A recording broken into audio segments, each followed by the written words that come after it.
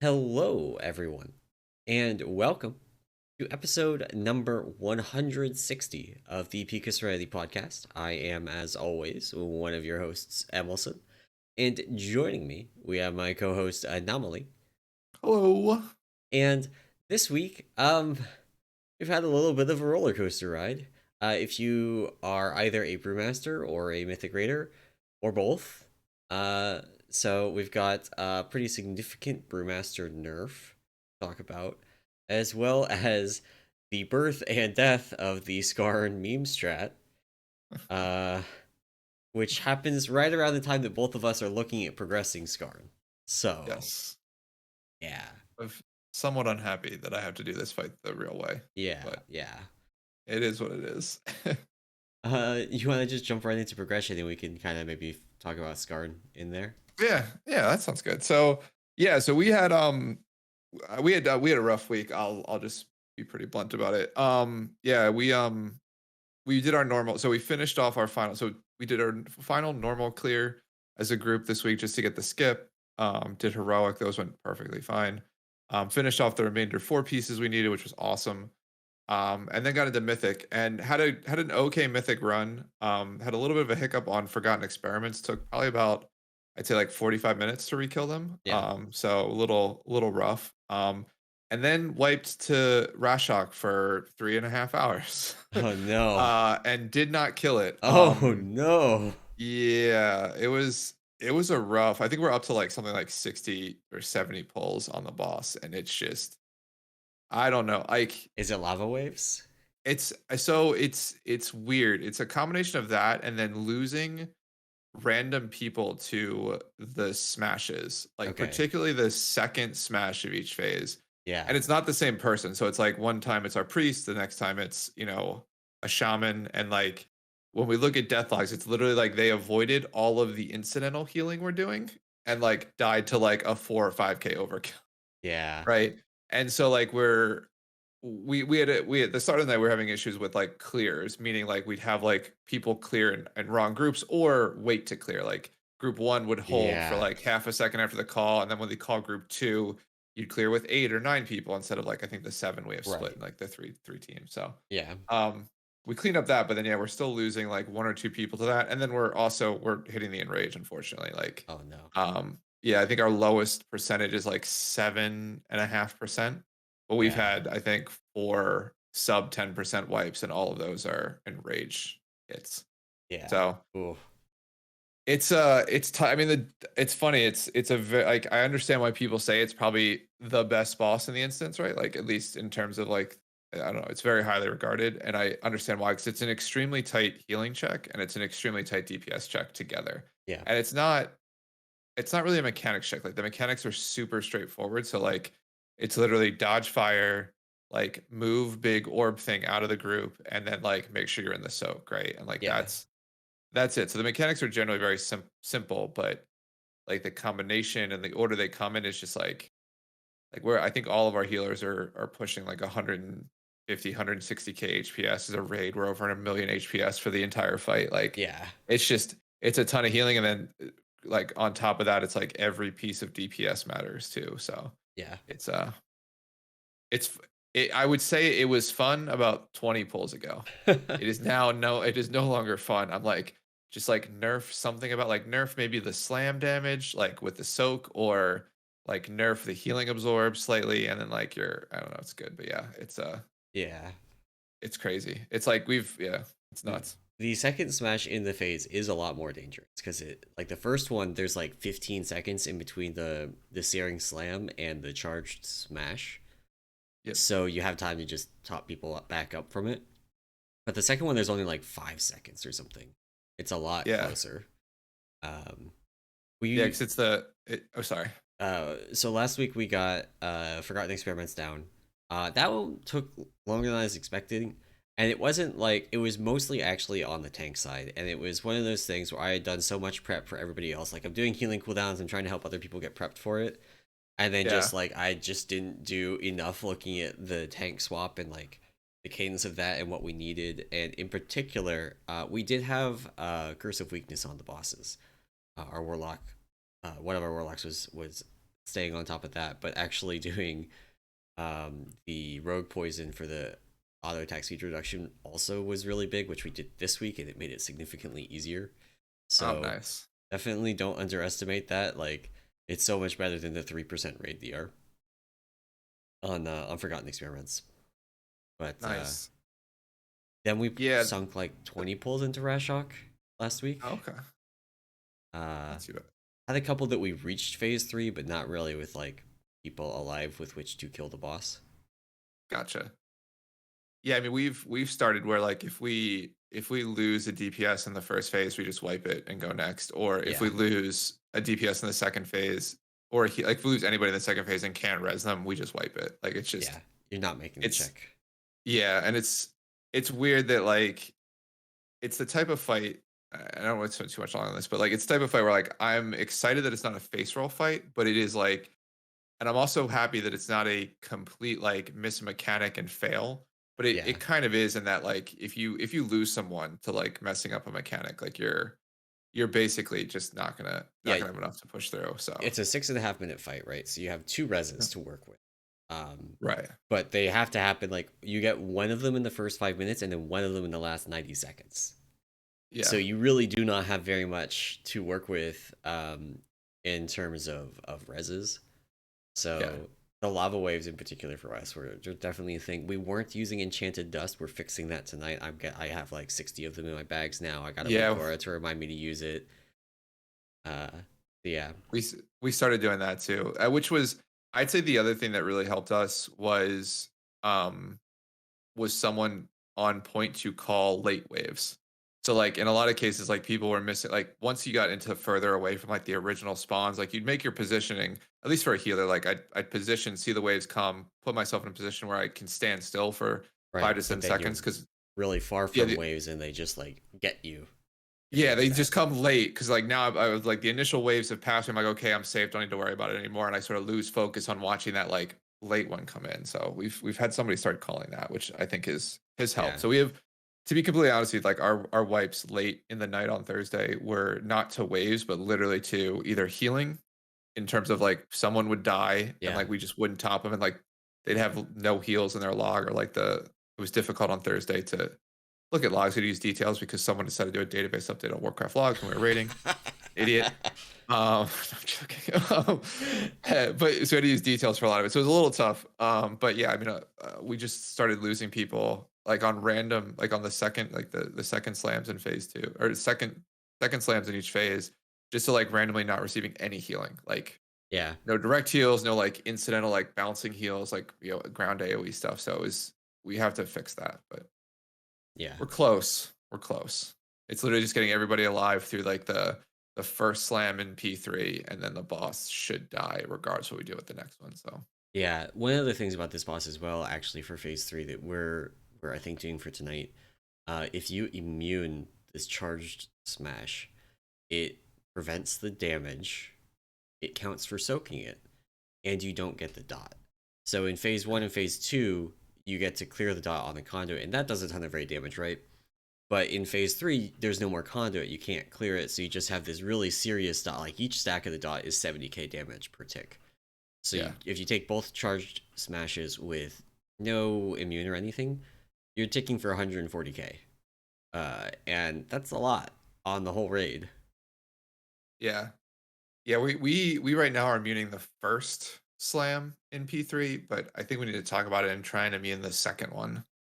Um, just because the first one, I think we have enough mana to heal the raid. It's like that Yeah, second one, we were like all the healers are out, so like getting rid of any stacks on people just helps them live a little bit longer. So yeah. I think we're looking at doing it. It kind of depends on the immune. Like, I think mages can do the second one. yeah, But like, a hunter or something should probably do the first one because they can just prevent. They can, instead of having no stacks at the very end of the fight, they can have no stacks for the first like 2/3 of the that's true. phase, and then they have one stack for the last 1/3 of the phase. And I don't know if that's necessarily better. I know I have like our end of the fight is like crazy load CDs. Yeah, So yeah. We have I think everything up. Every one of our 3 minutes is used in like the final like 30 or 40 seconds. yeah, yeah.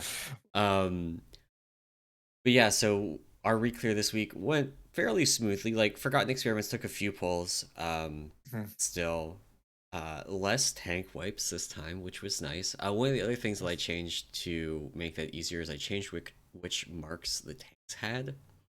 Okay. We used star and triangle this week, and it really is weird to be like, ah, yes, I changed which color markers we use, but it did make it easier to pick out in the middle of everything else going on, where the other player is. And I actually might go and replace the texture. Like you can do as like one of the things you can mod in WoW is textures.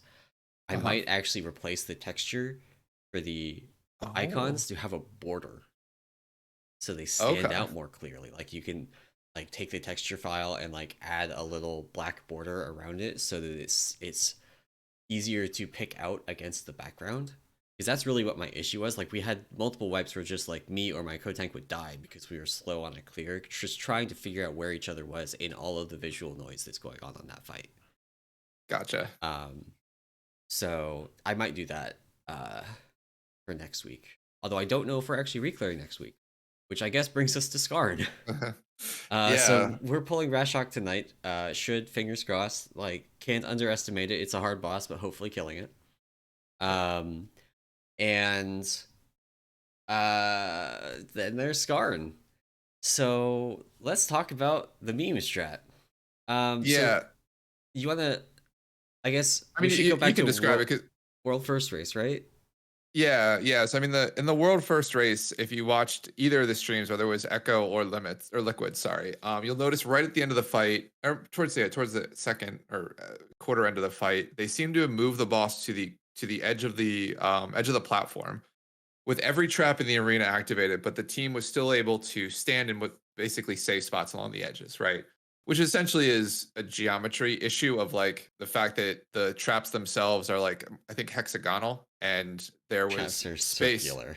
Oh, they're Yeah, circular. Sorry, they're circular. yeah. But in where the circles overlap, the edges of the room, there are safe spots where the two traps closest will not hit you essentially. So you have like a tiny little area to stand where you're not going to stand in a trap, get stacks, and eventually die. And so, Liquid and Echo, towards the end of their fight, when the room had filled up, found that you could stand there and be safe and continue to DPS the boss, which was fun. That essentially other groups took that sort of strategy and essentially said, well, why don't we let the entire room fill up and then we can just stand and DPS the boss because the boss doesn't have a berserk timer, right? And the only thing we have to worry about is tactical destruction, which is cast based on the boss's location, meaning what is tactical destruction every 90 seconds or It's so? about every Uh, minute. about every minute, sorry. So basically just basically means once a minute you drag the boss across the arena, everyone stays on their side in their safe spots, and then you drag the boss back after tactical discretion is cast. So yeah, so the other thing too is I guess, and I don't actually know about the bombs, but there was something with the way that the bombs were triggered in Yeah. the or the mechanic where like sometimes they didn't trigger because there wasn't a safe spot for them to drop without being So inside of a trap, right? there basically was a bug, as best we could tell, and this has been fixed. This is one of the changes they made. If you had uh no open spaces in the room, so like every cell was filled with a trap, then they would just get scattered around the room, which obviously is super bad because it's really hard to run around and clear all those traps. Like you either use Bop to not take damage from the traps, or you use Spell Warding to not take damage from the bombs, or Bop to not take Spell Warding to not take damage from the traps, but you can't use both because of Forbearance.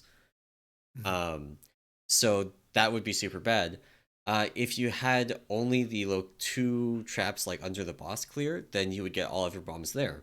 If you only had one trap cleared, you wouldn't get any bombs. It just wouldn't go Yeah. off because it would like I Yeah. guess like not put all four bombs in a single trap location, and then just like it also wasn't full, so it would just like give up and not do anything. Um, Yeah. so that was the like basically by doing this, I actually did some looking last night as well. There's different overlaps with like Blast Wave and the Elimination Protocol mechanic. That's the Mythic mechanic, the big red arrows that like kill people. Um, all of the overlaps with that happened in the first minute of the fight. So the way that this worked basically is you would just like you would start the fight the same, just over on the side, dropping traps along the wall. Golems would spawn, and you would completely ignore them. You would just let them fill the room with traps because you couldn't go to your safe spot until you knew the bombs were going to either not spawn or spawn next to you. And so you would just let them fill up the room, and then you do the overlaps with Blast Wave and Elimination Protocol, and then Tactical Destruction and Elimination Protocol, and then you go to the safe spot, and there's no more overlaps for the rest of the fight. You spend the Because next 12 minutes there. yeah, because the all of the trap locations are already filled, the golems just walk to the tanks. So you Yep. just cleave them down, and you take the gadgets or whatever that they drop, and you use them to clear your one trap spot so that you don't get bombs. And then you like 5 tanks, 17 heal the fight, and Yeah. just like there are literally like 15-minute kills of this boss, because there's just no check. Like you could just sit Yeah. there forever, and as long as nobody died and you didn't run out of mana, you could just live forever.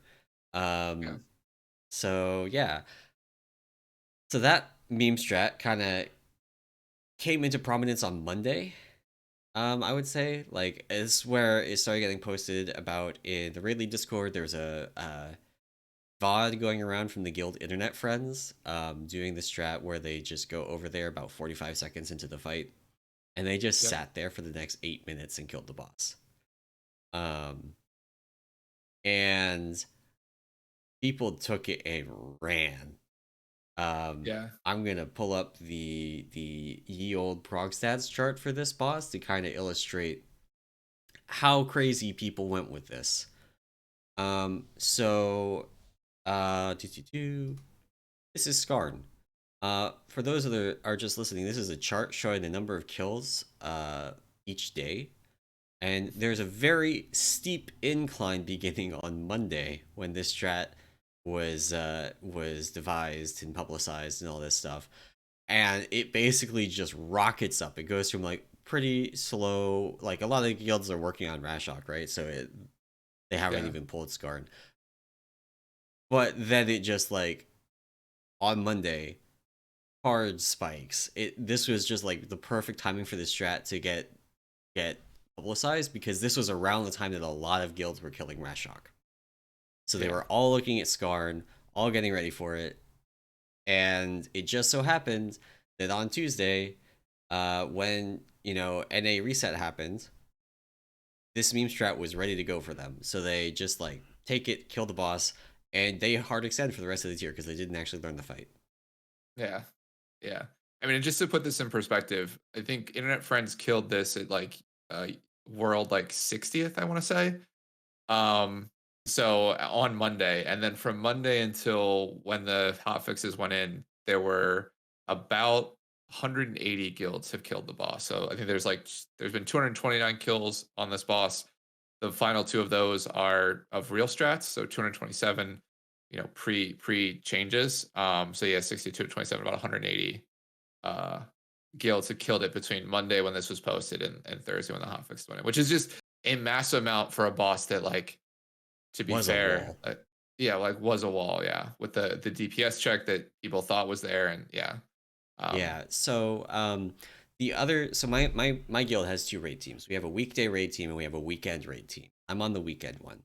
Um, mm, the weekday raid team killed Rashok on Thursday. Um, 40 minutes later, they killed Zskarn. The changes that have been made to this boss. So I guess to kind of go through the hot fixes, they added traps to the safe spot locations, like mini traps, uh, and those traps mean that you can no longer use the safe spot strat at all.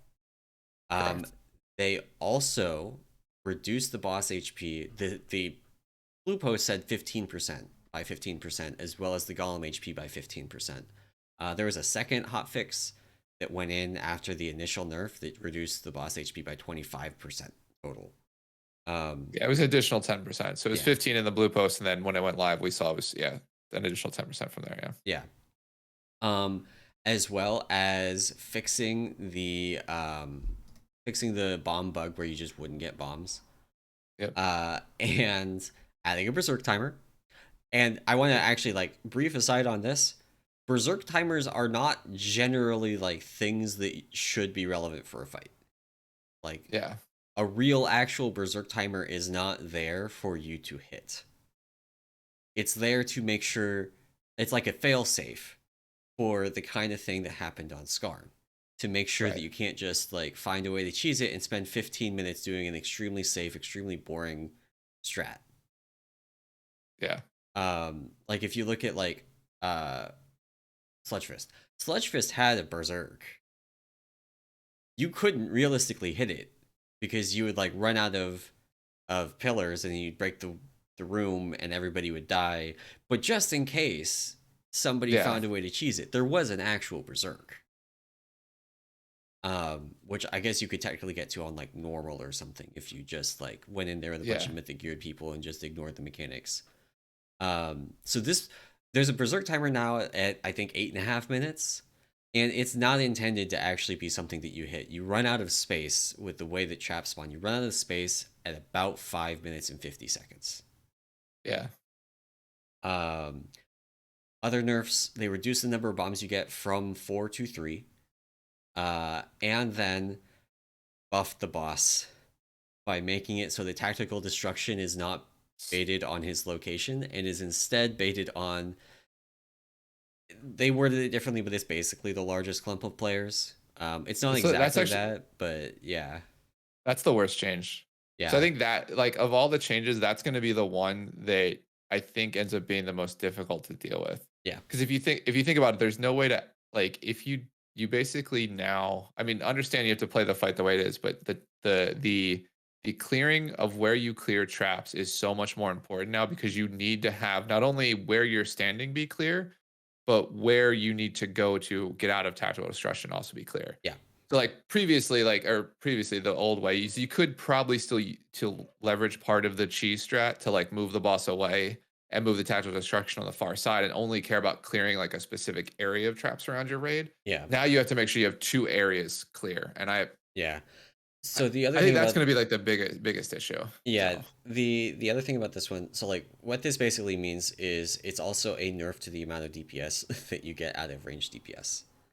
So yeah, you would have before, you would pull the boss to where you wanted tactical destruction, and the range would just plant opposite it and just be able to DPS during that window.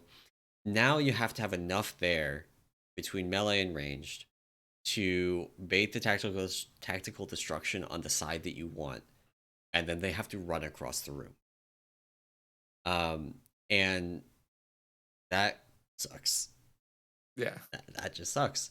Um, so if you bring enough melee, it's not really an issue.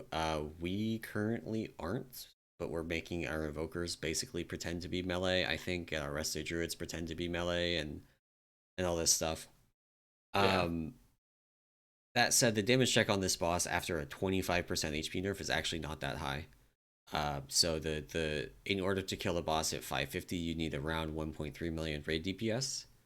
Uh, and like our most recent kill of Kisara, with the DPS dead for over half the fight, has 1.45 million, right? yeah, So it's not that bad. Um, but on the whole, this just like the other team in our guild, in my guild, killed this in 40 minutes using the meme strat, and we're looking at it now, and it's realistically going to be about a 4 to 5 hour boss. yeah. Like they spent a quarter of a raid night, if that. We're gonna With have to 7 spend, healers too, by the way. I yeah, just looked at their log. yeah. We're gonna have to spend at 1+ raid nights on this boss, and Yeah. that really, really sucks. Yeah. Yeah, and I will say, I mean, I think the fight had to be changed, right? I think Yeah, the idea is like you can't leave something like this in the game. I think it's generally bad for the game. But I yeah, they didn't the problem is they did the opposite of what they did with Kel'Thuzad, which was never they change it. made it well, no, I think with KT, like they made adjustments from the original strategy, which was like sit the boss at like 4% HP, wait for cooldowns, and then Okay, push, right? yeah, Like they made that change fairly early, right? Like the problem with this change is they didn't, and I'd say like that KT change didn't I mean, to be completely honest with you, probably made the fight slightly easier, right? In the grand scheme of things, right? This doesn't, I don't think, make the fight easier, right? And I think the problem is that like the cheese strat was so easy that you like any changes they made just to actually go and play the fight, just Yeah. I think it ended up making it harder. But they didn't. I don't know. I think they could have gone a little bit more into like nerfing this so that like from a reprog perspective, you didn't have so much time to relearn it, right? Yeah. Like I, this is. Oh, I guess we forgot to mention one of the most important things about this change. The hotfixes to this boss happened Friday afternoon and were announced Thursday evening. so weird too. You didn't get a full reset, which is just another. I think that's another thing too. Is like Right. I guess the idea there is that knowing basically at that point you had your two big clumps of teams that would kill it. Like you have your Tuesday Raiders, right, who Yeah. would get to the boss quickly or progging on it and just reprog and clear it. And then you have your weekend team, right? And if you let that Yeah. full group of people progress past this, like it- you're gonna, I guess you generally gonna impact more teams. Is why they did it. I don't know. Yeah, it's a weird timing on it. Yeah. To change it like midweek, and then at the same time, you know, it's it sort of sucks that this didn't come out in test. Like I feel like this is something that would have come like should have been in testing, and like I don't know if it was ignored or like just overlooked, right? But I um, mean, the boss kind of was buggy on testing. Like there yeah, was a lot that just didn't work. There was a lot of stuff to figure out, and even like the safe zone thing, I don't think was fully figured out until the boss was live. Although, of course, like none of us get to watch Liquid or Echo do Mythic testing, so we have no idea if they like found it, and then yeah, we're like, if we try and do this from jump, they'll disable the boss and we'll lose our lead, right? right, yeah, Because that could have been the thought. Like they could have figured out this strat and then been like, we know we can kill it without this, so we're not going to do it because doing it means they disable the boss. Like if you remember back in exactly, Nyalotha, they had N'Zoth despawned mid pull on them because they figured out that they could just skip the mythic phase, and yeah, the boss didn't have any mechanics until you did the mythic phase. So the boss was just a target dummy. And you just like sat there and DPS the boss. right, Um, yeah, and so by despawning, like by doing that, the boss got despawned. They couldn't, yeah. Couldn't continue. They progress lost the anymore. Yeah, lead. They lost like 30 minutes of raid time. And that would have sucked for them on this race because like Liquid was in the lead at the point that this boss prog was happening. yeah, Um, but I mean, right now it's just really annoying because you know anybody that raids on the weekends is now just like arbitrarily like a raid day behind, basically. yeah, Um, yeah. and I know there are a bunch of weekend teams that actually did emergency like overtime to get this kill on Thursday because if you actually Yeah. got to it, it was very easy to kill.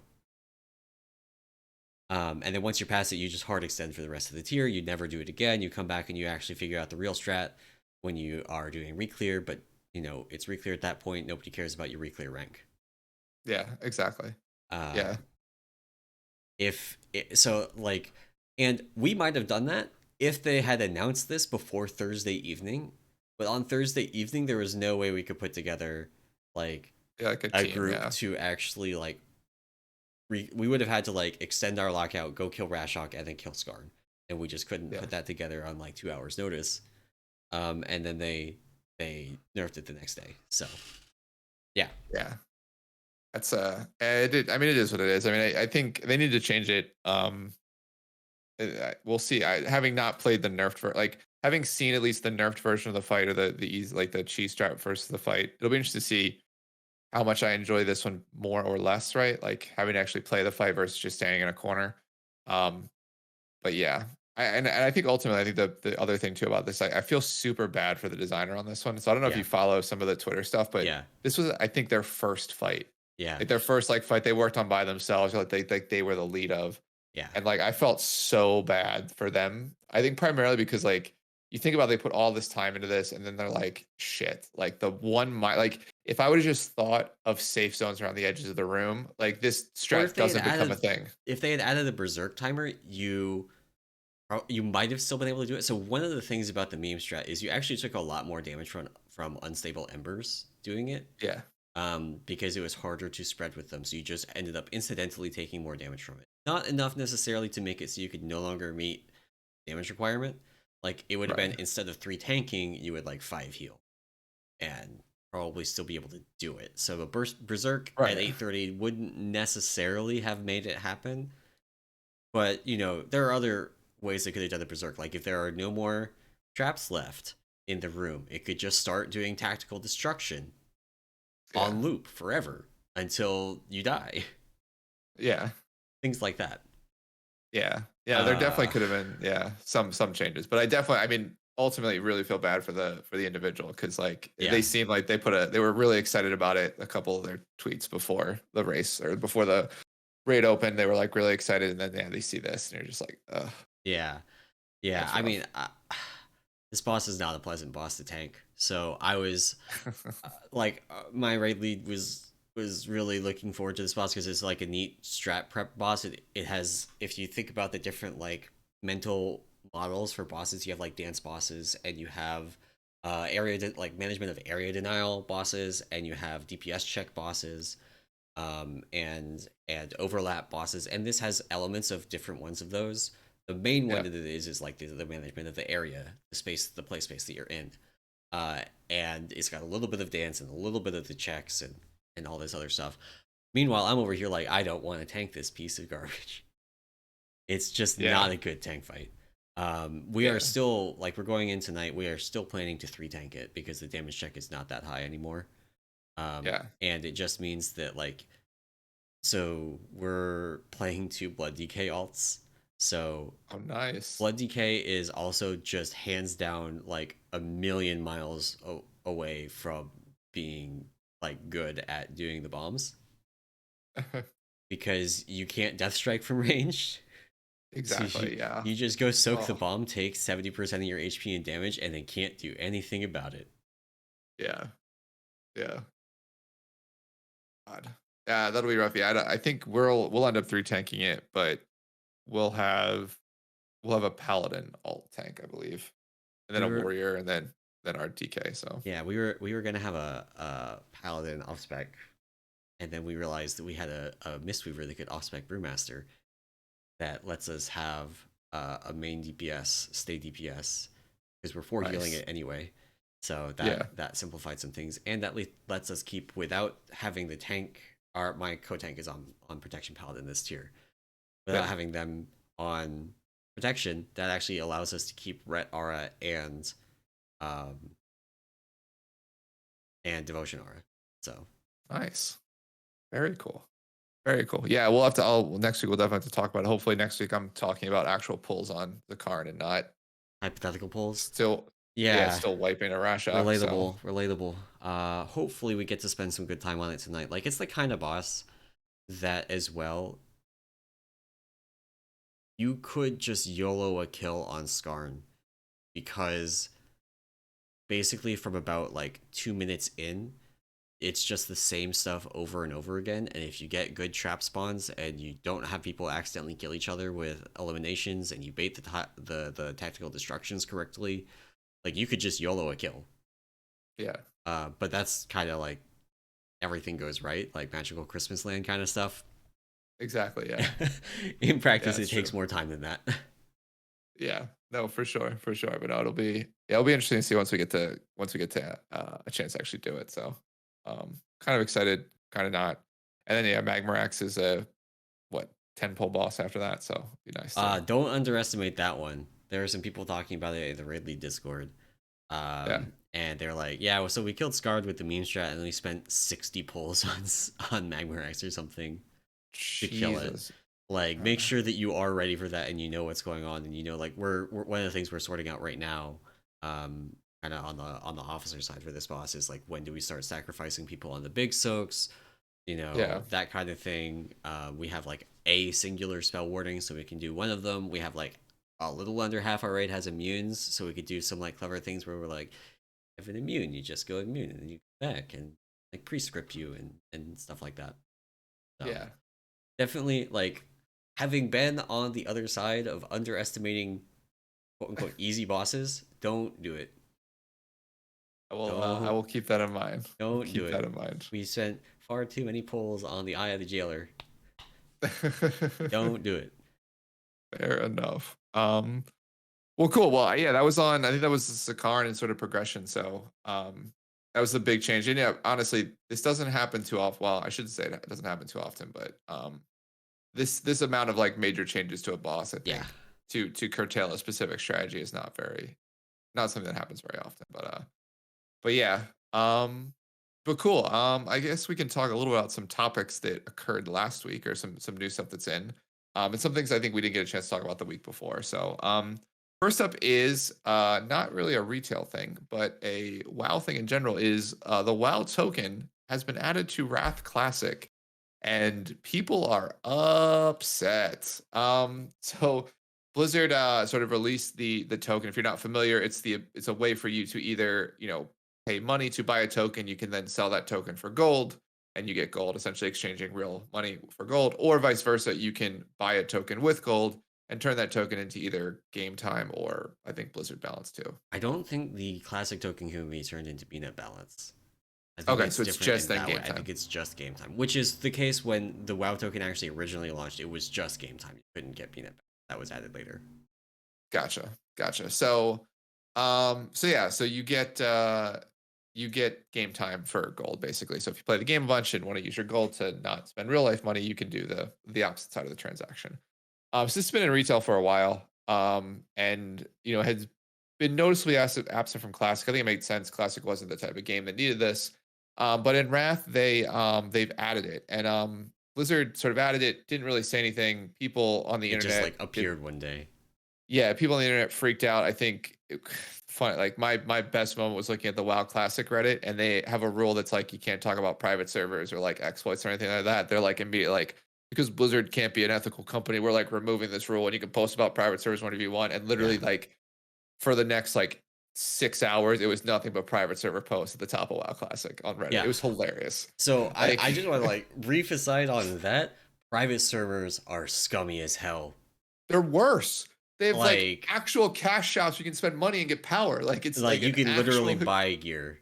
yeah. So full context. At one point in the distant past, I worked on a Burning Crusade private server, right? And we were probably like one of the most ethical in terms of cash shops. You couldn't buy gear. You could buy levels, you could buy gold, you could buy a customized item, but you had to have the item already. So like if you wanted your warglaves to have like your name on it or something, you could get it customized. People pay for Gotcha. vanity stuff. But you couldn't actually buy gear. But a lot of others that were around in that era and that still exist, some of them under different names, under the same management, you could just outright like buy your tier set, buy your gear, buy your best in slot. Yeah. Um, yeah. It's So just private servers, hilarious. not exactly a paragon of ethics and morality. Um, I still don't super like the WoW token in general. Like I understand the reasoning. Basically, it's that it's kind of like maybe a weird analogy. Like people talk about like abstinence only sex education. And Yeah. it's like you can't stop people from banging. So it's actually way more effective to just give them contraceptives and give them condoms and stuff like that. You can't stop Or WoW yeah, players from buying gold. So you might as well just give them a safe way to do it. exactly. Yeah, and I think that's and Blizzard sort of actually gives a really good insight as to why it's coming to Wrath Classic and why it wasn't a part of the earlier thing. So they give sort of the typical reason, like you're mentioning, of why the WoW token exists. I mean, it's generally to a lot of people point to it's to stop bots from being a thing. People will always bot WoW. It's not always just to farm gold. Like there are other reasons you do it. But the idea is like a lot of the gold comes from like compromised accounts, like accounts getting Yeah. hacked, like stolen credit cards, right? Like people just will steal credit card and do credit card fraud stuff. So there's a lot of other issues around like the illicit sale of gold or like Yeah. that sort of transaction that the token sort of curtails, right? Because as a person who like for me, if I want to buy gold in WoW Wrath Classic or in Classic, like I would have Googled some shady site, given my credit card information, and hopefully I got the gold, and hopefully my credit card didn't get stolen, right? Like Right. that's like the fun part about that. Yeah. Fun. Um, Definitely fun. yeah, the fun, the interesting thing about, hey, are these people like straight, like they're not going to steal your stuff? So this sort of stops that, gives you like a sort of Blizzard sanctioned way to use real life money to get gold. And the other thing they talked about too is the fact that like um in classic, right, and even in Burning Crusade to sort of a lesser extent, like the economy was such that like things were so rare, like reagents were rare, like the materials to craft things were so rare that like the idea of maintaining a character was to play the game and to farm that stuff and to like Yeah. if you wanted pots and flasks, like you could do that. Where the game has sort of gone away from that being an activity where like just logging in and doing some random activity like dailies or something else, you will Right. accumulate enough gold or materials to sustain yourself from like doing the actual like more difficult content, the content you want to do. Yeah. So like farming turns less about literally farming materials to like farming items or like farming a goal you might have of like collecting mounts or like, you Right. know, like doing all the raids. So it's just a different focus. And I think retail plays a lot like that. So that's the other reason they thought it was appropriate in Wrath to do it is because like gold is not as important with respect to like your player power as it was in Classic. Yeah. So There's another element to this that they didn't mention, and they probably specifically avoided mentioning it because it would have caused even more drama. But there's no way they're not aware of it. So one of the activities that is extremely popular in Wrath Classic is what is known as a GDKP clear of a raid or gold DKP. And if if you're not familiar with what DKP is, it's dragon kill points. It's points that people used to use that you would kill bosses. You get some points, and you could spend those points within your guild to bid on gear to just get the gear. Well, a gold DKP is instead of getting the points for killing bosses, you spend gold.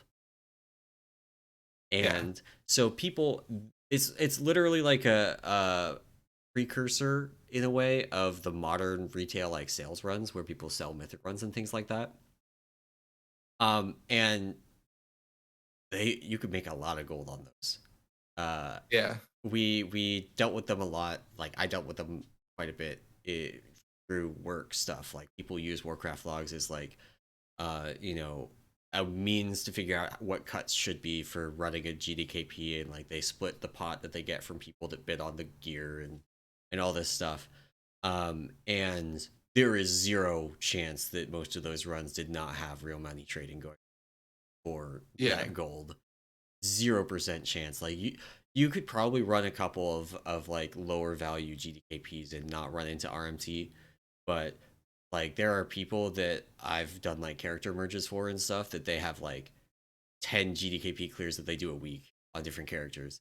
And it's like holy crap. Like when you start getting to that scale, like I'm not saying that they necessarily were involved, but when you get these GDKP runs, so they're like every week, same person's running like multiple of them a week. And you are getting into that point the same way that the retail like sales services got like Gallywix like got Yeah. nailed for real money trading, because when you just reach that scale, people go, hey, I don't have gold, but I'll But give you I 200 have money. bucks. Yeah. Yeah. Exactly. And that's, I mean, yeah, that's the other thing that people sort of also pointed to in a lot of the comments. And I think the funny thing is like I don't think GD like people get upset about GDKP runs in classic, right? And it's funny, they're not as prevalent in retail, I don't think, which is You don't see it's just like GDKPs. It's just sales instead, basically. And I think yeah, it's a lot because you can't actually, like in classic, you can pug a group to sell GDKP runs, basically. yeah, And yeah, it's basically with a ton of buyers, yeah. you just don't do hard mode in Ulduar on most of the bosses because it just doesn't drop an important difference in loot. And you can just like clear the raid. And it's fine. Yeah. You can't pug mythic sales No. in retail. You can sell like keys as a pug, and people do that. But you can't really like that you get loot at the end and it's personal loot. Yeah. So Yeah. Yeah, it is what it is. But yeah, I mean, I think people point to that. I mean, from my point of view, like that's a community thing. Like the idea is like there's also the ability to just pug a group, right? like do like soft reserve or like do just a random pug. And like the problem there is like I read a post actually this morning about someone who runs their own like runs like that aren't GDKPs, like, and that person was just like, if a person gets the boss with their item drops and it doesn't drop or they don't win it, that person just leaves the raid, and now we have to like replace them, and like it takes hours. So like Yeah. while a GDKP run, you have an incentive to stay to the end because you get gold. And like any other type of run, like there's no incentive for you to stay to the end if like the bosses you need, like the last 2 or 3 bosses you need from an instance, don't drop loot for you, right? Yeah. Um, and so like that's the other thing of why I think they're also probably popular. I know from at least in the classic era, it's just because like it keeps people in the raid till the end because you have an incentive to stay there. So it's Yeah. like I That's don't know. We're true. kind of getting a little bit off topic, but I think the idea of like the WoW token in Wrath Classic has probably like less of an impact to all of those things. Like the community would still run GDKP runs. People, to your point, Yeah. will still buy gold. Like It's they'll just now, now those yeah, GDKPs will be funded off of WoW tokens instead of off of real yeah, money trading as much. I mean, I guess it's exactly, technically still real money trading. It's just like Blizzard sanctioned real money trading, right? yeah, Um, and I mean, if you don't want real money trading in your video game, then it sucks either way because you're still getting it. And yeah, now it's like socially acceptable to do it, right? Like yeah. in I the mean, same way that look, people can like buy a mythic end mount in retail by dropping $1,000 on Blizzard tokens for the gold. yeah. I mean, I sold things for real money in Diablo 2. Like it's just like I sold items that dropped in Diablo 2, which is not an online like it's an online game, but it's not like massively multiplayer. And like, Yeah, yeah, it's one of those things where like you if there are items that people want and there's willing that you can trade them to them, there's probably a market somewhere yeah, to sell those items, right? So yeah. yeah. But yeah, I will tell you though, just full circle, the WoW Classic Discord did reinstate the rule to stop private server posts. So those are now banned again. Lasted about 24 hours, but it was an hilarious 24 hours because like Yeah, immediately it was just like, hey, come play on this private server. We have a cash shop that while you can buy some items for money, most people don't. And it's just like, come on, dude, like yeah, just play the official stuff. So yeah. um, Also, private well, cool. servers, in addition to being scummy, also buggy as hell. Although at this point they probably worked through a bunch of the like Wrath era bugs. Probably Yeah. there's a lot of quests and a lot of phasing issues that even actual Wrath has. Yeah. Yeah. So, well, cool. Well, moving on. Another thing that's happening right now is there is a Diablo 4 event going on inside of WoW. You've probably missed it because there's literally nothing that tells you what's going on unless you read something somewhere. But every 30 minutes in either a zone or a capital city, this rotates, there will be a goblin that spawns, and you kill the goblin and you can get loot. There's like a 36 slot bag you could get. There's Tyrell's Charger, which was the mount that was given out for the Diablo 3 event.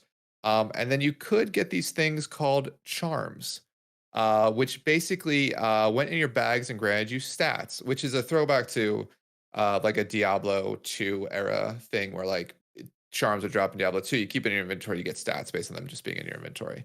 The fun thing with these charms, or really maybe the anti-fun thing with these charms, is they worked everywhere when they were first dropping. So, and it's not a huge amount. I think it's like you got 100 main stat, 100 or 300 stamina, and or like some armor, movement speed increase. It was like And minor mana. increases. The actual biggest one was the mana one that gives you Yeah, I like guess. 12k mana, which is actually 25% more mana or something like that. So it's actually that one was actually sizable. All the other ones are So like sub 1% gain. yeah, and the mana one had an interesting interaction with hybrid classes because it added to your base mana, and Oh, right. most of the way healer specs work when you have a hybrid class is the healer spec is multiplicative of the base mana. Right. So like Okay. for I think it was for priests, for shaman and paladins, you were getting 60,000 ish mana. It varied depending on what the Right. ratio was, but yeah, for the healing specs in those, not the DPS specs. And actually, I think yeah, for Shadow Priest, you got negative mana because Shadow Priest has a like mana reduction on it. Like their mana pool is less than base because they did it the reverse. But in any Yeah. event, so these charms worked in instance content. It was cool. It was a reason to interact with the event. Blizzard turned all that off. So they no longer work in raids, Mythic Plus, or rated PvP, only for outdoor content. So it's more of a flavor thing. Although I will say, get the mount if you're going to farm these things. Um, get the mount because Tyrell's Charger I think is a cool looking mount. It is cool So looking. It is also gloriously low poly. that's why I love it. It's like that and Invincible. It's like there's 12 polygons between I think the two of them. So um but yeah, no. So there's also weak auras, and I think there's weak auras for this. So you know the timing; it'll tell you exactly what city it's going to spawn in. Like I said, it's every 30 minutes. You'll see the portal on your map, and then I think 5 minutes after the 30-minute, the actual goblin spawns. You kill it and you get loot. And you can do this everywhere. So like if you're Horde, you can go to Stormwind and kill it. If you're Alliance, you go to Orgrimmar. And even level 1 characters can get involved. So any character can kill anything and you'll yeah, get loot. So there was also so back in Legion, when Reaper of Souls came out, there was a Diablo event there, and you could get a Tome of Town Portal Hearthstone toy. That in order to get, you had to get 10 scrolls of Town Portal plus something else to assemble it into the tome.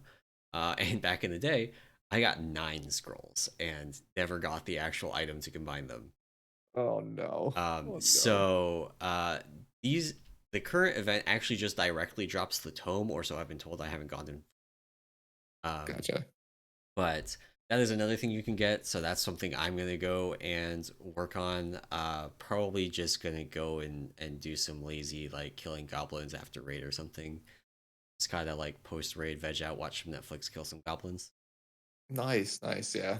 Yeah, it's fun. I think there's also I don't know if it's all the time, but there's like a happy hour where so like typically you're only gonna see a goblin spawn like once per every 30 minutes. Right. But in certain cases, I think it's in Valdrakken, every time Valdrakken's up or once a day when Valdrakken's up, it's a happy hour where goblins will spawn every 5 minutes for that 30-minute block. Okay. So yeah, so it's find out one of those and you can kill them, multiple times every 5 minutes basically. So cool. All right. The next thing was actually something that we didn't really get a chance to talk about last week, so it's a little bit of a holdover, and it's something I wanted to talk a little bit about, which was the Evoker Legendary. So when I think we talked a little bit about the Evoker Legendary and the fact that like I think it's super cool. I think it's an awesome way to like introduce legendary items. Super fan of it. But they did add something that sort of unlocked for the rest of the world or rest of the region when you complete that quest, which is the ability to like pick up a pet. So there is a mote of Nazoro that is sort of a pet that can drop, but you have to run around the world and like loot these little Orby things that then you combine into the big Orby that's your pet. Right.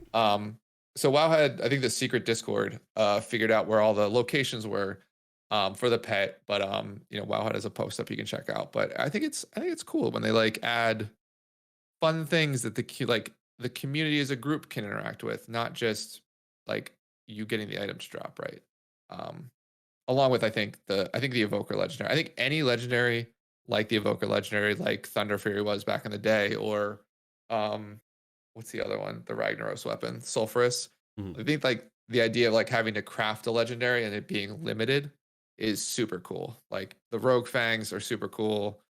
Antiche from Classic, super cool. All those old legendaries.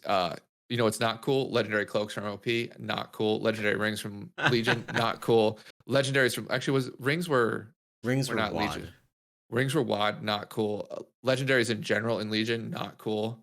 Legendaries last expansion. Do we have legendaries last expansion? Yeah, we Not did the the crafted crafted ones. ones. Yeah, not cool. Those are dumb. This thing, cool. So I'm just old. I don't know. Yeah, old Um, man yells at cloud. exactly, exactly. Speaking of So clouds, so one of the things that we talked about a little bit, I don't remember if it was the last podcast or the one before, is some data mining from 10.1.5 about dragon riding races in the old world, dragon flying in the old world, all of which had been unconfirmed but data mined. There's now been a blue post basically saying, don't get your hopes up, this is not for 10.1.5, but it is coming. So yeah, we don't know when. We don't know what the final form is going to look like. There's data mining of dragon riding races and achievements for that, both in Outland and in Kalimdor and in Eastern Kingdoms. Um, but basically, we have confirmation that it is not coming in patch 10.1.5. So, yeah. gotta keep waiting for that one.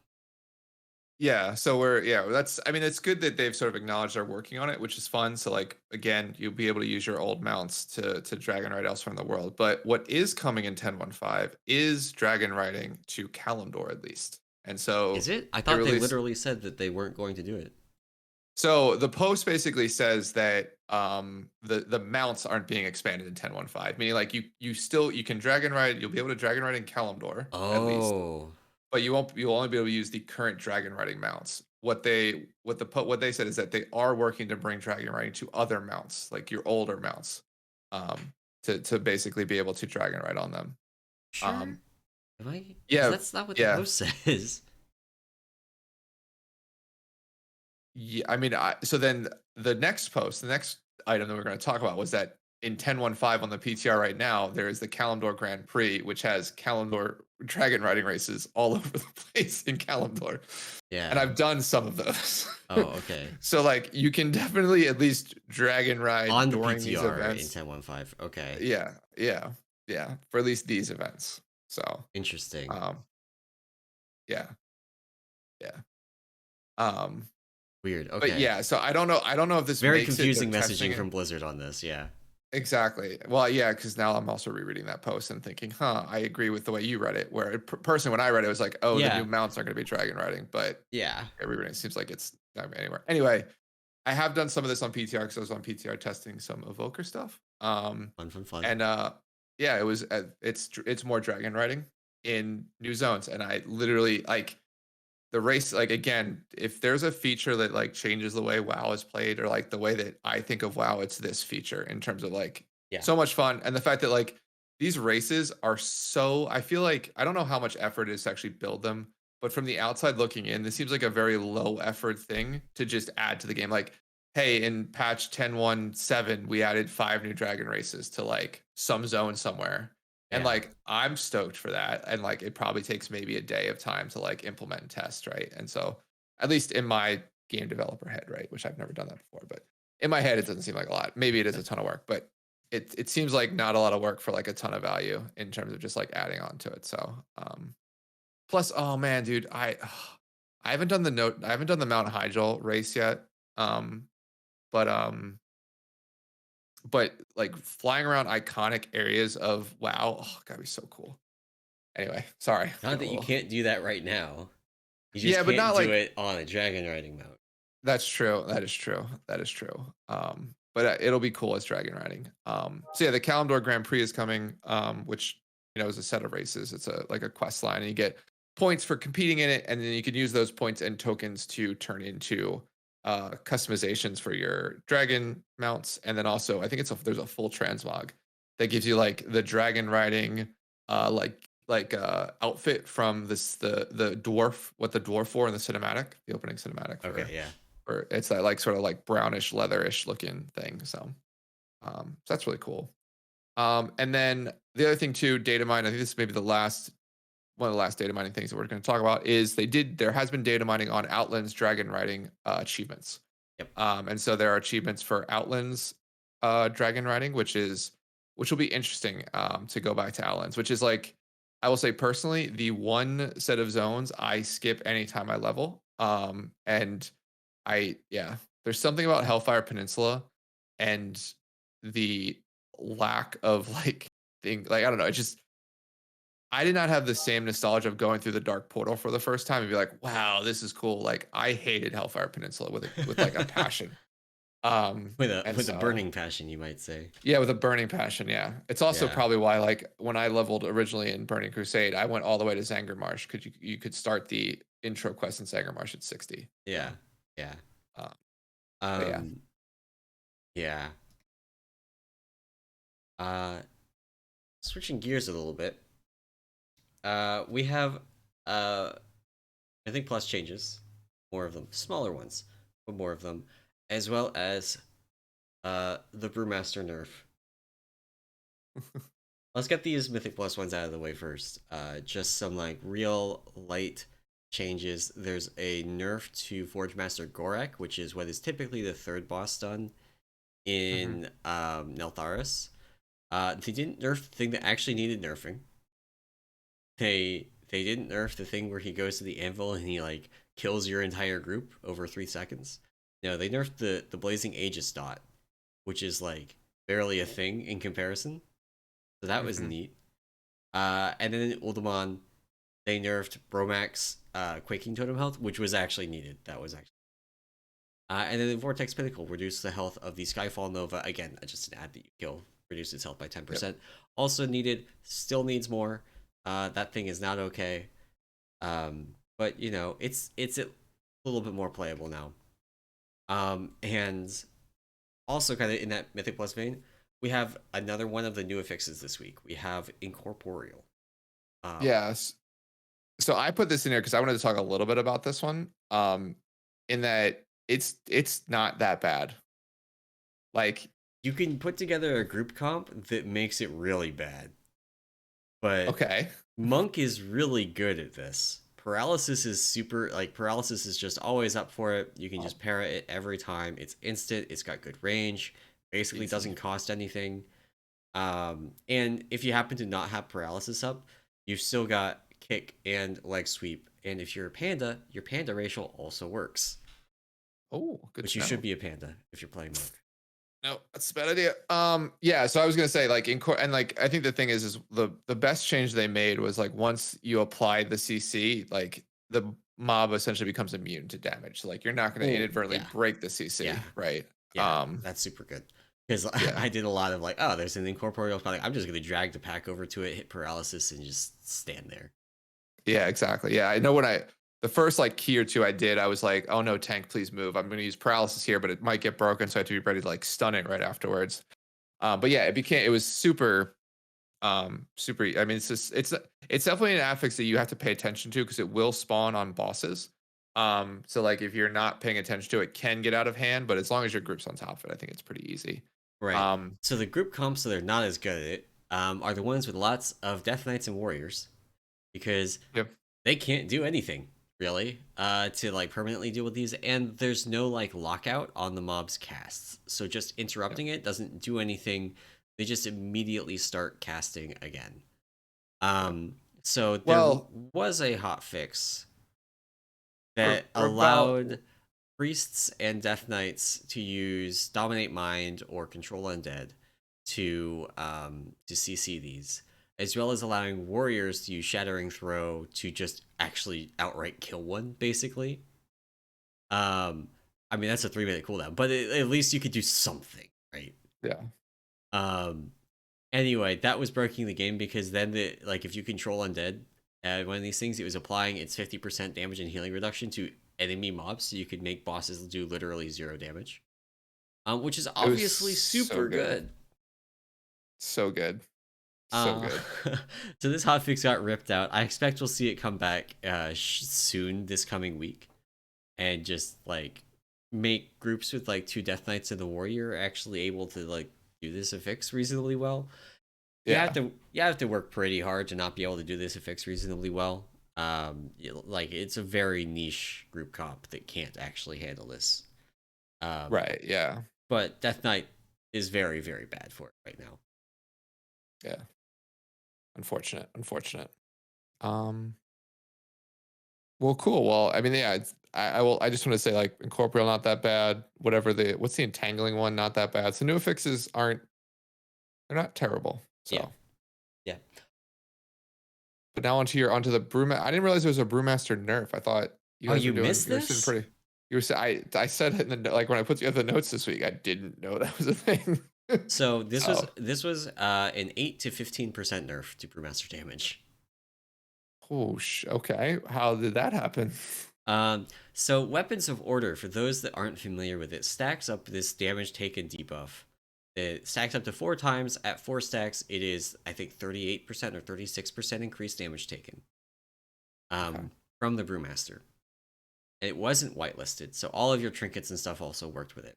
And in particular, it lasts like 40 seconds. So if you had double on use damage trinkets, but both of them inside of every Weapons of Order window, a lot of them have like 2 minute cooldowns, so you could just do that. Like if you look at Beacon to the Beyond from this tier, Manic Grief Torch from last tier, Mhm. bunch of these trinkets you could just line up and have them do basically 40% increased damage, which is a lot. We actually, as brewmasters, rely a lot on borrowed power for damage right now. The Onyx Ring does a huge portion of it. The embellishments do a huge portion of it. Krog Tusks and Forge Storm do a lot of it. Jarn does a lot of it. Like the list goes on and on and on. Anyway, they whitelisted weapons of order, and now none of those get affected by it. Oh no. Oh Um, no. so that the nerf is not equally distributed. It depends on how good your trinkets were, basically how hard. If you had like Grief Torch plus Beacon, you get the biggest nerf. If you had Gotcha. basically anything else, it's a much smaller nerf.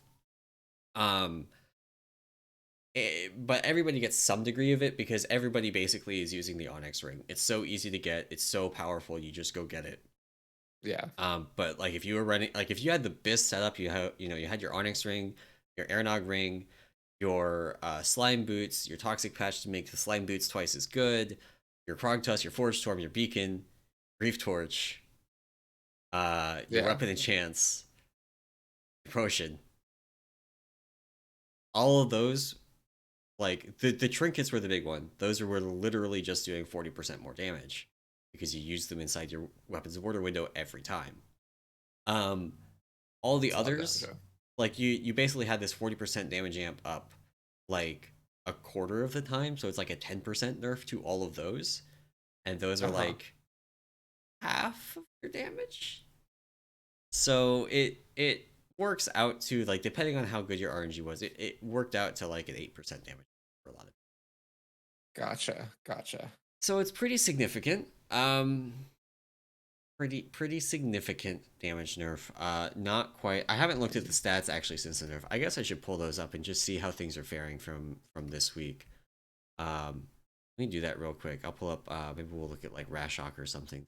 It's nice and single target and doesn't have uh Uh-huh. a lot of memes going on. But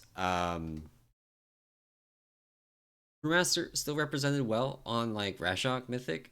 Round like third DPS on that fight. But this is over the past 2 weeks of data on Warcraft logs. So it still includes stuff from before the nerf. We won't be Mm-hmm. able to fully see the impact really until next week. But realistically, we're looking at potentially dropping down to fourth and tying up with like Protection Paladin, Protection Warrior on this fight.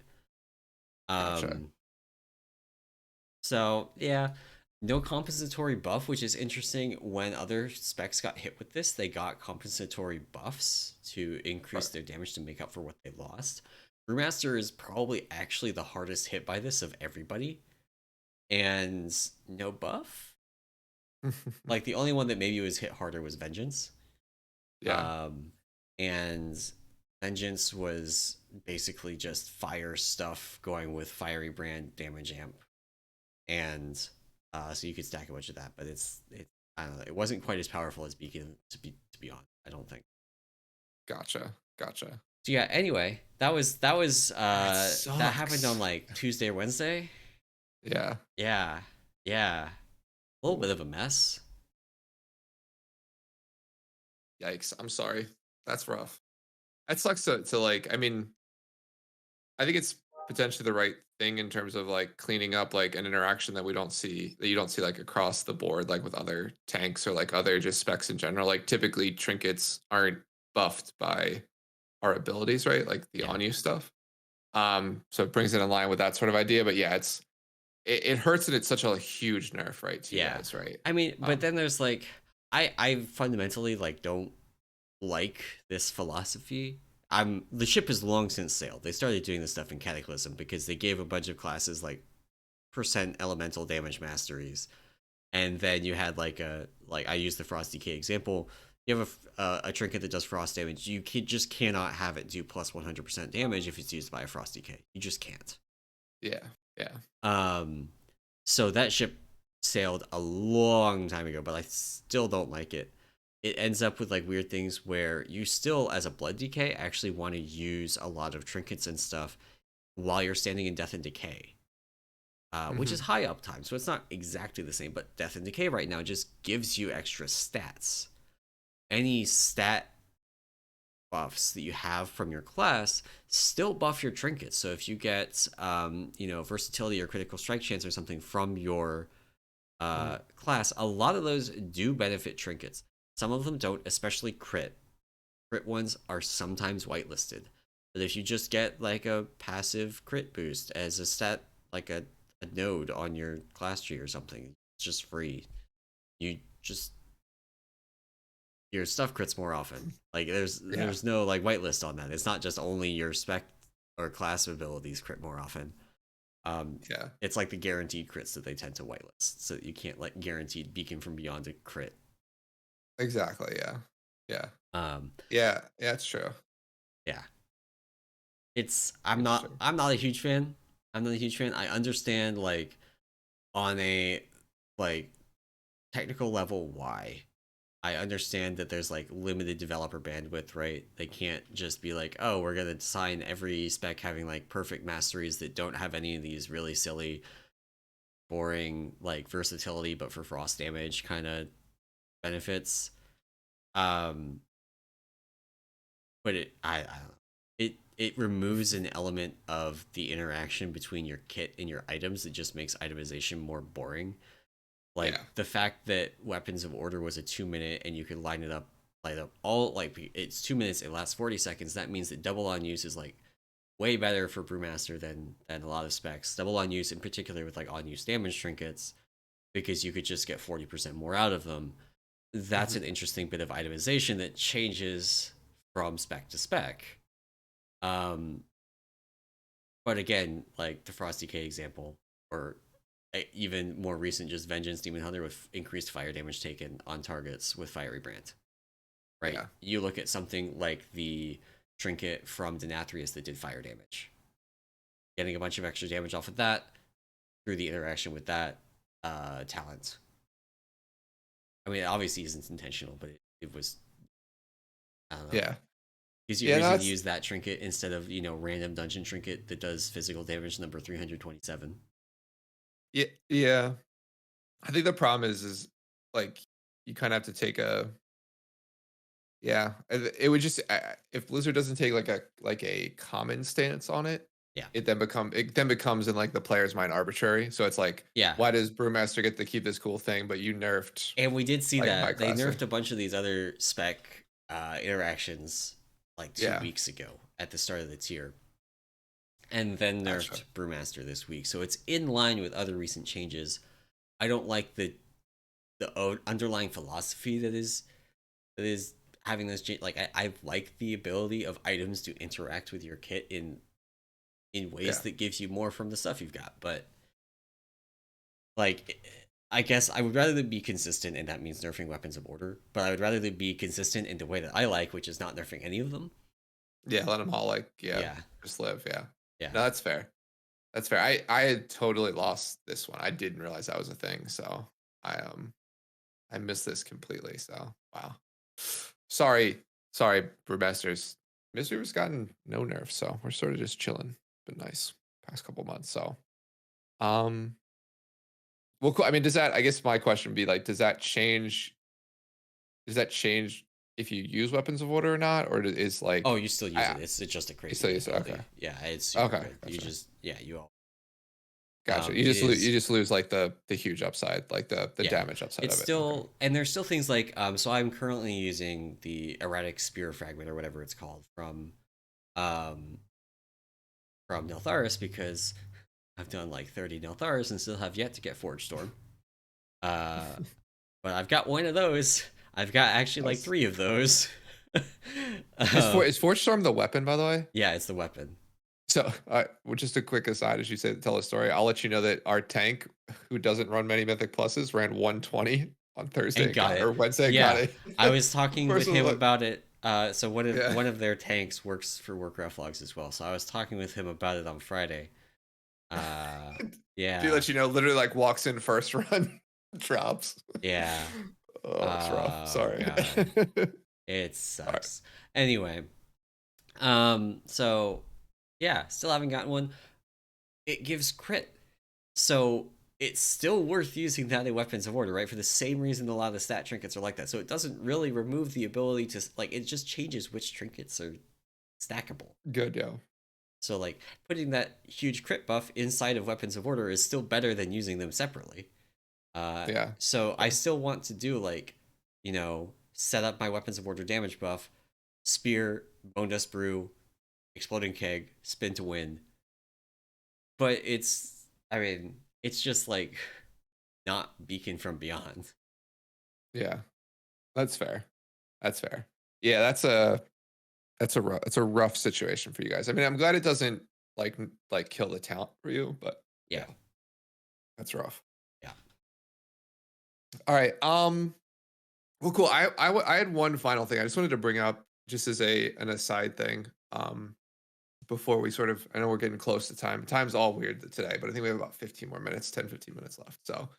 Um, so one thing that wow, I did a post on it, and I've probably talked a little bit about this in the past, but there's a tool like this is a tool out there specifically for healers, and it's basically a tool that has sort of evolved over the years for how you gear your sort of class of healer. So like if you don't play healer, like DPS, and I think tanks also you leverage SimC or simulation craft, right?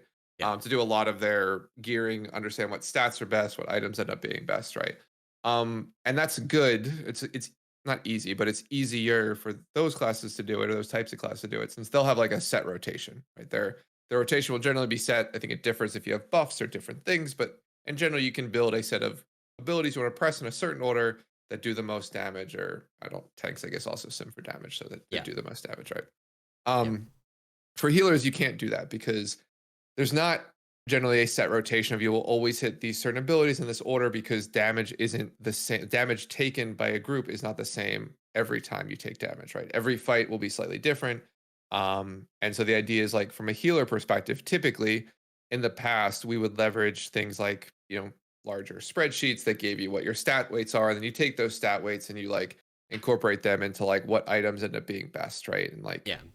things like that. With the advent of, I mean, I think it's kind of the biggest thing with the advent of like multiple item level sources of gear. And the fact that like I think in general we just wanted a better way than to give someone a bunch of like convoluted taking logs from spreadsheets and copying Yeah. and paste them in and like having your own version of a spreadsheet that you use to do this, right? Um, it eventually came to the point of like this gentleman or individual, I guess I should say gentleman, but the individual by the name of Volk putting together a tool called Questionably Epic Live, or QE Live for short. And so the idea with QE Live is it takes sort of all that idea of how to gear your character and all the sort of the math and the theory crafting behind what stats I'm being best for a healer, puts it into a like basically a website that you sort of input your gear and it spits out what gear is best for you based on your class and based on the two biggest trigger point or toggles are basically based on dungeons or raids are sort of the biggest difference because Right. for certain classes it spits it out differently. Um, so I did a post on this, but I also wanted to highlight like if you as a healer have any questions about gearing, like QE Live is basically where I point pretty much everybody. Like generally speaking, I think there's two great things about it. The tool is kept up to date, really across every healing spec. So like Volk or other members of the community, because it's not just him anymore. Like other people who contribute do a bunch of work behind the scenes to like build these models or build this sort of model for how to evaluate gear. And then so that's a good thing. It's constantly updated. I think the second factor too is like Volk's one of the most approachable people I think you can find. And so if you ever think something's wrong, just ping them and Volk will answer you. Right. Like the idea is like I think they take like the actually the tool pretty seriously. So the idea is like if you don't think something looks good, you can check it out. And you can use the tool honestly for everything. So like the nice part is it can take simulation craft like or SimC the add-on output and you can put it in the web page Yep. and sort of it builds your gear set automatically for you. You can also do it with your Great Vault. So you can open up your Great Vault, type slash SimC and get that output while your Great Vault screen is open, and it'll tell you what item to pick from your Great Vault, which is best. Or you pick like I did at the end of last season, a bunch of like socket things to add sockets to items. Yep. So yeah, it's really cool. I mean, it's constantly updated, and it's a really easy way from a healer point of view to figure out what gear is your best. It also does have included some other areas. It does have a upgrade tracker, upgrade finder, which I think is similar to like Droptimizer Yeah. for DPS, where it'll tell you like from what items, for what encounters, on what difficulty level are upgrades. And you could sort of set sliders of like, I only do heroics, I only care about heroic updates. I don't care about Yeah. mythic upgrades, right? And so that's a really good point. And then one other thing that's coming, which it might be released by the time you're listening to this, it might not be, is the ability to import if you use WoW Audit. Because WoW Audit, if you have WoW Audit, you can input like a Droptimizer string, I think, for DPS, and it Yeah, shows you percentage-wise what the percentage upgrade for item is. Well, healers are about to get that integration that's awesome. soon. That's Yeah. nice. We use it for handing out mostly heroic loot. Mythic loot tends Mhm. to be a little bit scarcer, so spend a little bit more time on it. But for heroic loot, we use a lot of Droptimizers in the WoW Audit sheet to hand out a lot of the more fungible items that are just like, it's an item, it has stats on it kind of thing, less the uniques and the trinkets. And Yeah, we use it even for Mythic, not to give out loot, but to see who needs to be in the raid. So like we'll build raid comps. Like once we have things on farm, we even like in Mythic to like see who needs to be in for what bosses yeah, for farm, we'll and we'll then do that too for Mythic. Yeah. yeah. But no, it's an awesome tool. They also, I mean, outside of just like the gearing side of things, they do have like a cooldown planner that's in beta that's slowly coming out. I use that all the Um, time. that I like. Yeah, it's basically lets you put in a log and it'll just show you where people use cooldowns and align it to what boss ability it is, so you can sort of quickly see Yeah. how people are using things versus doing it in Warcraft logs. Um, I think it struggles a little bit with how you think about specifically Invoke Yulon, the new Invoke Yulon build. The kind of like Yeah. smart alignment for it puts it like if you have back-to-back abilities that are around 10 seconds apart, you might hit Invoke Yulon at one of them, but the actual healing from it is 8 to 10 seconds later. The like big burst of healing after you've done your ramp and you've got everything set up Mhm. and you're assuming and you're vivifying. That happens later, so it can put the Yulon at the wrong spot if you use the smart ones. So I've been using the precise one to try and figure out where our Yulons should be going for our raid team. Gotcha. Yeah. Yeah, But it's funny. I typically always use precise yeah, because I also I also use like Visario's sheet to like yeah, put it in there, and I like to adjust like phase timings too, because yes, like yeah, sometimes phase timings are important for yeah, certain things. So, yeah, but yeah, it's a honestly just really wanted to shout it out here. I think it's really cool, and we've been getting with a lot of people moving into like playing Mistweaver and having like gearing questions and things like that. It's like the idea is this helps you just figure out what's best. In general, though, like for healer gear, particularly if you're still like leveling up and gearing up, it's like take the highest item level stuff you have because yep, int is still like your best stat by a like not by maybe not by a mile anymore, but it's still going to be more than likely your best stat. So, yeah. um, Uh, which is probably yeah. So what the out of curiosity, as we kind of like wrap up here, yeah. what eye level are you up to? I am 441, I want to say, Equipped or in bags? equipped. Oh my god. So I will say that I have gotten extremely lucky with so I think a couple things with weapon drops Yep. and with trinkets. Like and I mean I got so yeah, so I have 444 and 441 trinkets, which are really good. I have all 441s on the right-hand side of the screen, so that includes gloves, belt, pulled a belt from my vault this week. Nice. And yeah, I think the only thing, actually, to be fair, I could be slightly higher. The only thing holding me back is I still am wearing my Onyx ring at Yeah. 424. Well, Um, I'm wearing Onyx ring. Apparently, I accidentally unequipped my Onyx ring, which I need to go and put back on because that's really bad. I need to put that on. gotcha. So it's like Onyx ring, that's 424. Aeronog ring, that's 421. I have yet to get a belt actually of any variety, so I'm still wearing a socketed belt from last season. Oh, jeez. So that's 415. And I have crafted bracers from last season that I haven't upgraded yet because that's a spark, right? I did Mhm. a high budget piece instead of upgrading the bracers because you can put I put toxic patch on the bracers uh Gotcha. at Gotcha. low eye level just because like it doesn't scale. The toxic patch does not scale with item level, so you can just put it on a low item level piece that I had lying around. Gotcha.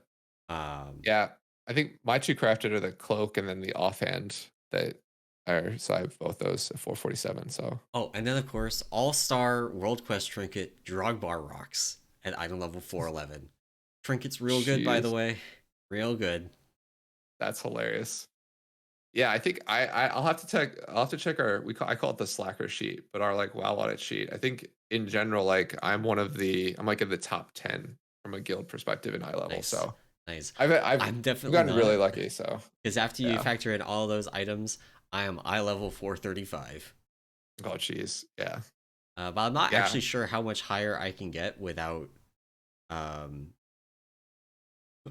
without unequipping the rings and the drag bar rocks and all this. Like I think I have to upgrade some of those in order to get higher eye level, but I definitely am not replacing the rings. Uh Yeah. Hopefully I ran so Dragonfire Bomb Dispenser from Zskarn is just like the second best trinket for Brewmaster at basically any eye level. So I ran that boss on LFR normal and heroic this week trying to get it and got none. Rough. Yeah, we did one. I think we did one LFR run this week for one of our healers to try and get Rashocks. Yep. But We got yeah. an LFR Rashocks. That's pretty neat. We have now Oh, nice. three, I think, of our healers have Rashocks. And hopefully, if we kill this boss tonight, we will have four. Nice. I I say think if we when we are. kill this boss tonight, right? When Except when you kill it, exactly. I think exactly? we have 4 for us. So we've funnily enough, gotten way too lucky Oh, with that trinket. we had terrible So trinket luck until this week, and then we got like two ominous trinkets from Forgotten Experience, Heroic, and Mythic. We got nice. two Rashok's hearts from normal and heroic, and then the LFR run got a third one. We actually Oh, might have four nice. now. Although one of those might have been a duplicate, because our normal run was like just off night funsies. Um, and then we got we got some other good. We got another Dragonfire Bomb Dispenser that went to a DS. Um, Oh, nice.